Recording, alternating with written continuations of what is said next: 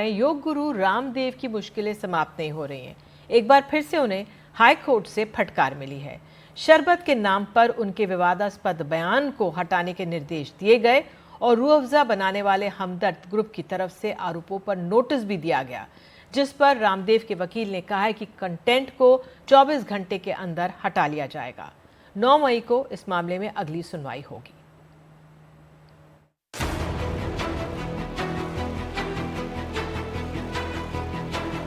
स्मृति लोप की समस्या संसार से समाप्त हो जाए, योग गुरु बाबा रामदेव ने इसके लिए क्या क्या जतन नहीं किए।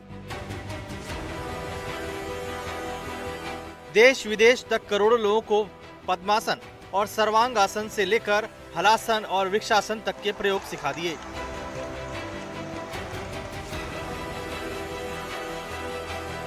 शंख पुष्पी चूर्ण की पुड़िया भी सुलभ करवा दी। लेकिन दुनिया को दिमाग की दुरुस्ती के लिए एक से बढ़कर एक नुस्खे बताने वाले योग गुरु खुद दिल्ली हाई कोर्ट का फरमान भूल गए। नतीजा ये हुआ कि बाबा का संकट योग शुरू हो गया।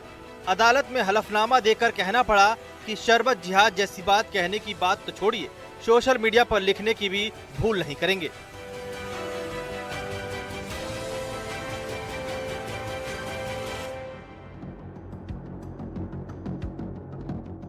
अब आपको दिल्ली हाई कोर्ट में योग गुरु रामदेव के तौबा तौबा मोमेंट की लेटेस्ट स्टोरी दिखा देते हैं। दिल्ली हाई कोर्ट के जस्टिस अमित बंसल की सिंगल जज बेंच के आगे सुनवाई शुरू हुई। रामदेव की तरफ से पेश हुए वकील राजीव नायर ने अदालत से कहा कि रामदेव पिछले अदालती निर्देशों का पालन करते हुए हलफनामा दाखिल करने को तैयार हैं। रामदेव के वकील ने कोर्ट को पतंजलि और रामदेव का हलफनामा दिखाया। इस पर जस्टिस अमित बंसल ने कहा कि इसे आज दाखिल किया जाए। हमदर्द की तरफ से पेश हुए वकील संदीप सेठी ने कहा कि एक समस्या है, यूट्यूब पर वीडियो को प्राइवेट कर दिया गया है। आम जनता वो वीडियो भले ही ना देख सके, लेकिन यूट्यूब चैनल के सब्सक्राइबर देख सकते हैं। इस पर रामदेव के वकील ने कहा कि हम वो वीडियो हटा देंगे, हमारे पास 24 घंटे हैं, हम अदालत के आदेशों का पालन करेंगे। इसके बाद कोर्ट ने सुनवाई के लिए 9 मई की तारीख तय कर दी।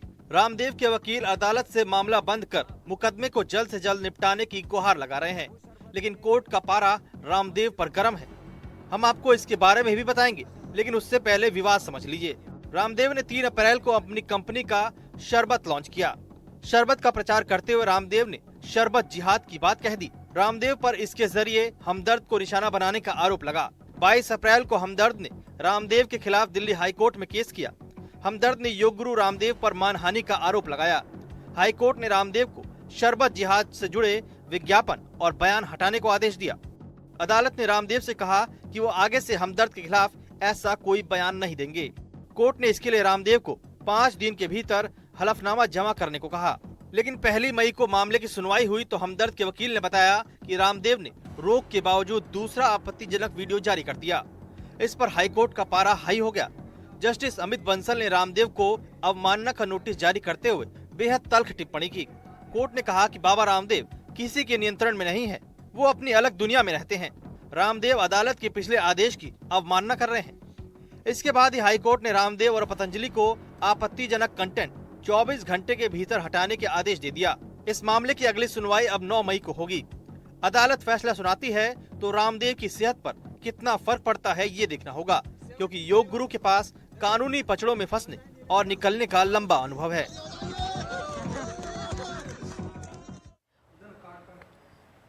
विवादों से योग गुरु रामदेव का पुराना नाता रहा है। वैसे तो लिस्ट काफ़ी लंबी है, लेकिन कुछ हाल के वर्षों में मामले जो हैं आपको याद दिला देते हैं।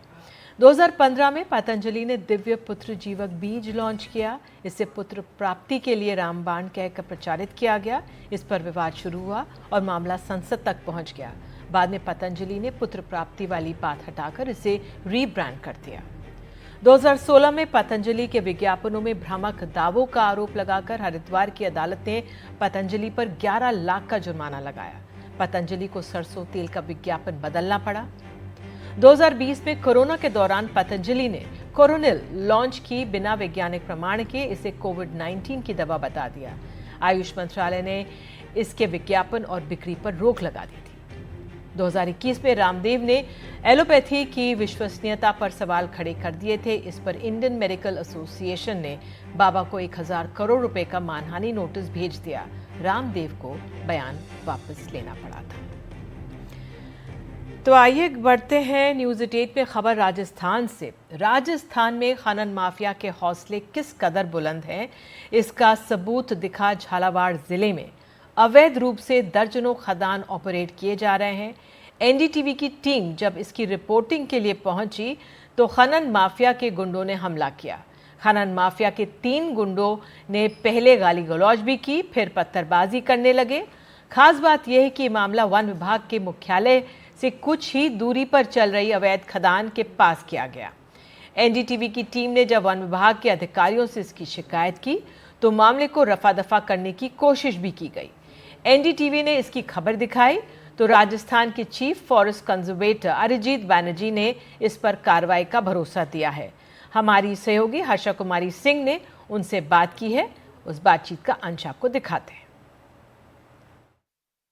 और जी अभी जो एनडीटीवी की टीम थी वो झालावाड़ में गई और बाहर में उन्होंने देखा कि सैंडस्टोन की इलीगल माइनिंग हो रही है। वो खबर कर रहे थे और उन पर बाकायदा लोगों ने हमला किया, पत्थरबाजी भी हुई। फिर उन्होंने डीएफओ के और एसीएफ के संज्ञान में भी जो डेप्यूटी कंजर्वेटर ऑफ फॉरेस्ट है वहाँ पे उनके संज्ञान में भी लाया है। उन्होंने एक्शन के लिए कहा है। तो हम क्या उम्मीद कर सकते हैं सरकार से? हर्षा जी, सबसे पहले तो मैं ये कहना चाहूँगा कि किसी भी संवाद माध्यम के नुमाइंदे पे किसी प्रकार का आक्रमण, फिजिकल और इंटेंडेड आक्रमण बहुत ही दुखद और बहुत निंदनीय विषय है। साथ ही सरकारी कर्मचारी, अधिकारी, किसी भी विभाग का उन पर वार करना, उनको आक्रमण करना एक क्रिमिनल ऑफेंस है। तो हम इस विषय को उसी एंगल से देख रहे हैं। हमने झालावाड़ के वन विभाग के अधिकारियों को ये निर्देश दिए हैं कि इनका त्वरित कार्रवाई करें, इसका जांच करें और जो भी दोषी पाया जाए उनके विरुद्ध सख्त से सख्त कार्रवाई किया जाए। जो ये माइनिंग माफिया है उनके हौसले इतने बुलंद हैं कि एनडीटीवी की टीम पर उन्होंने हमला किया, लेकिन हम देखते हैं कि आए दिन वन विभाग की टीम पे भी हमला कर देते हैं और पुलिस पे भी हमला कर देते हैं। ये आपने बिल्कुल सही कहा। ये जो खनन माफिया कहें या दुष्कृत हैं वो लगातार ऐसे कार्रवाई करते रहते हैं। 2-1 महीने पहले हमारे एक नया रेंज ऑफिसर का मर्डर भी हो गया, मतलब डेथ भी हो गया ऐसे अवैध खनन से में लिप्त लोगों द्वारा राजसमंद में। तो हम इसको बड़ा गंभीरता से लेते हैं। हम हमारे जो भी साधन हैं उसको पूरी तरह से इस्तेमाल करेंगे। हम इस अवैध खनन को रोक रहे हैं और रोकते रहेंगे और हम चाहेंगे और आम जन से हम सहायता के आशा रखते हैं कि वन विभाग के कर्मचारी, अधिकारी को भी सहायता प्रदान कीजिए। कहीं आपके पास खबर है अवैध खनन का, ज़रूर हम तक पहुंचाएं। और साथ ही कोई भी मीडिया कर्मी अगर ऐसा न्यूज़ कवर करने जा रहे हैं उनका सम्मान कीजिए। वो एक अपना काम है, वो कर रहे हैं और सटीक खबर जनता तक पहुंचाना उनका कर्तव्य है और उनमें आम जन का सहायता प्रार्थनीय रहेगा। जैसे कि मैं पहले भी कहा हूँ कि इस पर्टिकुलर विषय में झालावाड़ में हम सख्त से सख्त कार्रवाई करेंगे और हम कोशिश करेंगे कि इसका रेपुटेशन आगे ना हो। आइए अब रुक करते मध्य प्रदेश का। मध्य प्रदेश में मुश्किलों की ओर ध्यान खींचने के लिए लगता है 2 ही रास्ते बचे हैं, एक धरना प्रदर्शन और दूसरा मोबाइल टावर पर चढ़ जाना, वो भी खासकर भोपाल में। तो राजधानी भोपाल में चाहे वेतन की बढ़ोतरी की मांग हो या फिर नेटवर्क ढूंढने की कोशिश, टावर का सहारा लिया जा रहा है। एक रिपोर्ट।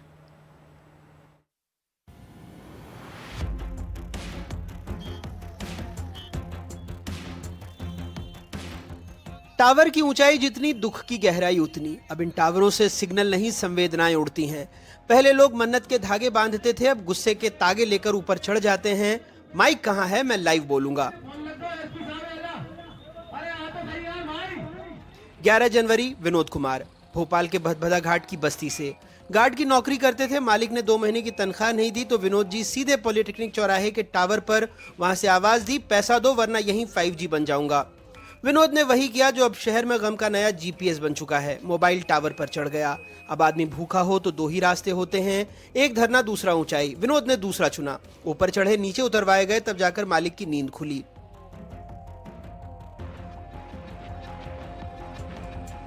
31 जनवरी, बरखेड़ी के विवेक ठाकुर ने साबित कर दिया कि नशा सिर पर चढ़े या आदमी, दोनों का उतरना मुश्किल होता है। साहब मोबाइल नेटवर्क से जुड़ने नहीं बल्कि सामाजिक डिस्कनेक्ट दिखाने चढ़े थे।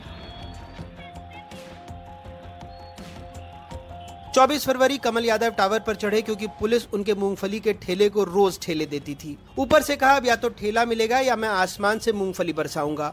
लोग भी समझें, गलती उनकी नहीं, मूंगफली की थी। बेचारे को समझ नहीं आया कि अब व्यावसायिक समस्याओं का हल व्यापार मंडल से नहीं, वर्टिकल स्केलिंग से होगा। 10 मार्च आसाराम चौराहे के कमलेश यादव ने पारिवारिक तनाव को ऊंचाई दे दी। कुछ लोग समस्या के हल के लिए थाने जाते हैं, भोपाल में लोग टावर की छत पर जाते हैं। 15 अप्रैल को एमपी नगर के छोटू बाबू गलती से हंसी का पात्र बनने निकले, लेकिन बन गए गंभीर चेतावनी। नशे में चढ़े, गिरे और जिंदगी से उतर गए। ऊपर चढ़ना आसान है, नीचे आना कठिन और जिंदगी में लौटना असंभव। भारत टॉकीज के पास राजू जी 80 फीट ऊंचे टावर पर गुटखा खा रहे थे। ऊपर से जनता को लाइव डेमो दे रहे थे। गुटखे के साथ अगर हाइट हो तो नशा सरकारी हो जाता है। एक हाथ में गुटखा, दूसरे में टावर। गुटखा खा रहे थे और सिस्टम को चबा रहे थे। सरकार की एजेंसियों के बीच टावर की जिम्मेदारी टेबल टेनिस की गेंद बन चुकी है। पुलिस कहे हमारा नहीं, नगर निगम बोले हमसे ना हो पाएगा, टावर वाले बोले हम तो नेटवर्क देते हैं, समाधान नहीं। अब तो लोगों को चाहिए भाई, टावर यदि लगा है लोगों को चढ़ने के लिए थोड़ी लगा। ये तो कहते हैं ना कि व्यक्ति अपनी सूझबूझ से काम करना चाहिए। भाई यदि कोई परेशानी है उसको तो टावर पर चढ़ने से समस्या का समाधान थोड़ी होगा, कोई भी व्यक्ति हो। टावर के जो विषय में किसके संदर्भ में आते हैं, मतलब कि वो टावर नगर निगम की जिम्मेदारी नहीं है। शायद खस्ताहाल नगर निगम मन ही मन सोच रहा होगा अगली बार चढ़े तो टिकट लेकर चढ़ना। खैर 2020 में भोपाल में टावर पर 20 लोग चढ़े, 2021 में 24, 2022 में 16, 2023 में 12, 2024 में 36 चढ़े, यानी सबसे ऊंची उड़ान। 2025 में अप्रैल तक ही अब तक 16 टावर कूद केस आ चुके हैं और सबसे ज्यादा कूद भाग वाले टावर बने बैरागढ़, भारत टॉकीज, एमपी नगर, पॉलिटेक्निक चौराहा, बोर्ड ऑफिस, जबकि भोपाल में पुलिस और निजी एजेंसियों के मिलाकर कुल 345 टावर हैं।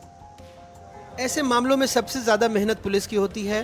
फोन डायल 100 पर लगाया जाता है, फिर दौड़ता है एक थाना। एक आदमी को मनाने 12 पुलिसकर्मी लगते हैं और बाकी के लोग वीडियो बनाते हैं। हालात ये हैं कि देश में सबसे ज्यादा टावर पर चढ़ने की घटनाएं मध्य प्रदेश में हो रही हैं। पुलिस के सर्विलांस और वायरलेस टावर पर सबसे ज्यादा लोग चढ़ रहे हैं जिनकी फेंसिंग नहीं है। निजी एजेंसी के टावर पर फेंसिंग के चलते ज्यादा घटनाएं नहीं होती। कुछ समय से इस तरह की घटनाओं में बढ़ोतरी हुई है। लोगों की समस्याएं बहुत ही अलग अलग तरह की हैं। तो इस तरीके की जब घटनाएं होती हैं तो हम ये पूरी कोशिश करते हैं कि सबसे पहले उस व्यक्ति को काउंसलिंग करके सुरक्षित रूप से उसको उतारें। उसकी समस्या का अगर कोई जो है वो कानूनी हल हो सकता है तो उसको करें। संबंधित विभाग को भी सूचित करते हैं और उसकी काउंसलिंग करके कोशिश करते हैं कि वो फिर इस तरीके की पुनरावृत्ति ना करें। अब टावर पर चढ़ने वालों को सिरफिरा कहें या सिस्टम की गिरती जमीन का मापक, ये आपकी सोच है। सवाल ये है अगर जमीन पर सुनवाई नहीं होगी तो क्या लोग ऊंचाई तलाशेंगे? ये भोपाल है, वैसे यहाँ समस्या का हल नहीं होता, समस्याएं ऊंची होती हैं।